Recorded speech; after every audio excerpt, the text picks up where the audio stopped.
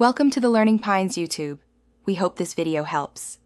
In this video, I will explain how to make tea for 2 people.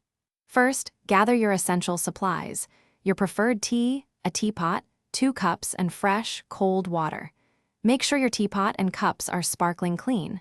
Choosing a tea that both of you will appreciate sets the stage for a delightful shared experience. This initial preparation is key to a perfect brew. Next, heat your fresh water to the correct temperature. Green teas need cooler water than black teas. Add approximately 2 teaspoons of loose leaf tea per person into your infuser or directly into the pot. Allow the tea to steep for 3 to 5 minutes.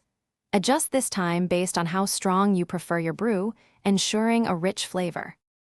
Once steeped, carefully remove the infuser from the teapot to prevent overextraction. Now, gently pour the aromatic, freshly brewed tea into each of your 2 waiting cups. Offer your companion options like milk, sugar, or a slice of lemon. This allows everyone to customize their drink to their exact liking, enhancing their enjoyment. Finally, take a moment to relax and savor your perfectly brewed tea. This is a wonderful opportunity to share conversation and create a pleasant, memorable experience together.